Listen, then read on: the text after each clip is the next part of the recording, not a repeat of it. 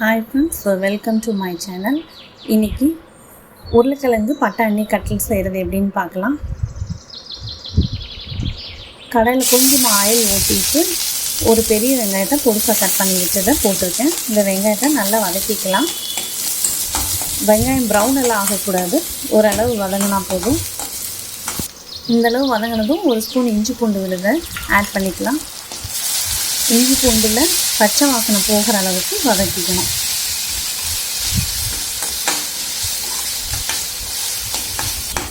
இந்தளவு வதங்கினதும் மசாலாலாம் ஆட் பண்ணிக்கலாம். கொஞ்சமாக மஞ்சத்தூள், ஒரு 3/4 ஸ்பூன் அளவுக்கு மிளகாய்த்தூள், கொஞ்சம் கரம் மசாலா.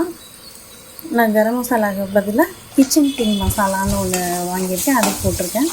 அது கரம் மசாலா விட நல்ல வாசமாக இருக்கும். இந்த மசாலா தூள் போடும்போது ஸ்டவ் சிம்மில் வச்சுக்கோங்க. 4 உருளைக்கிழங்க தோல் எடுத்துகிட்டு ஊற வச்ச பட்டாணியோடு சேர்த்து வேக வச்சு மசிச்சு வச்சுருக்கேன், அதையும் இதோடு ஆட் பண்ணியிருக்கேன்.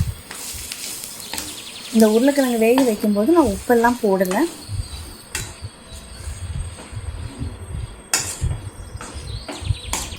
இப்போ உப்பு ஆட் பண்ணிக்கலாம்.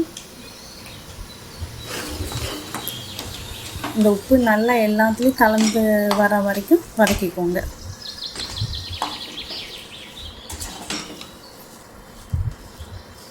இது ரொம்ப சீக்கிரமாக செஞ்சிடலாம். மல்லித்தலையும் ஆட் பண்ணியாச்சு. இதை ஸ்டவ் ஆஃப் பண்ணி சூடார வச்சு உருண்டை பிடிச்சி வச்சுக்கணும். 1/2 கப் மைதா மாவில் கொஞ்சம் கொஞ்சமாக தண்ணி ஊற்றி நல்லா கரைச்சி வச்சுக்கோங்க, கட்டி இல்லாமல். மாவு ரொம்ப திக்காக இருக்கக்கூடாது, நல்லா தின்னாக இருக்கணும். இந்தளவுக்கு இருக்கணும். ரொம்ப திக்காக இருந்துச்சுன்னா கட்லெட் மேலே ரொம்ப திக்காக கோட்டாயிரும். இந்த ஷேப் நீங்கள் என்ன ஷேப் வேணாலும் செஞ்சுக்கலாம். நான் ரவுண்ட் ஷேப் செஞ்சுருக்கேன். மைதா மாவில் முக்கி எடுத்துகிட்டு ப்ரெட் க்ரம்ஸில் பரட்டி எடுத்துக்கலாம். ப்ரெட்டை மிக்சியில் போட்டு பொடிச்சு வச்சுருக்கேன். ஆயில் சூடானதும் அதில் போட்டு 2 பக்கம் வேக விட்டுடலாம். ரொம்ப நேரம் வேக விட தேவையில்லை. உருளைக்கிழங்கெல்லாம் உள்ளே வெந்தது தான், மாவு மாத்திரம் வெந்தால் போதும். கொஞ்சம் மேலே கிறிஸ்பாக வந்ததும் எடுத்துடலாம்.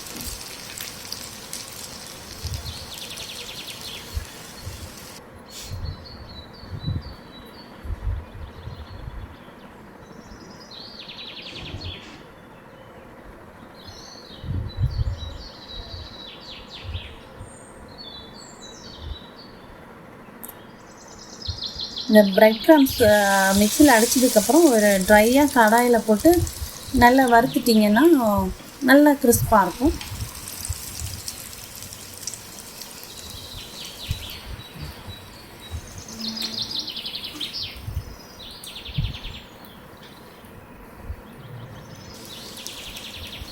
இப்போ ஆயிலை வடித்து எடுத்துடலாம். இது கூட புதினா சட்னி, கெச்சப்பெல்லாம் நல்லாயிருக்கும். நான் டொமேட்டோ கெச்சப் சர்வ் பண்ணியிருக்கேன். இதேமாதிரி ட்ரை பண்ணி பாருங்கள். தேங்க்ஸ் ஃபார் வாட்சிங். Like and subscribe my channel.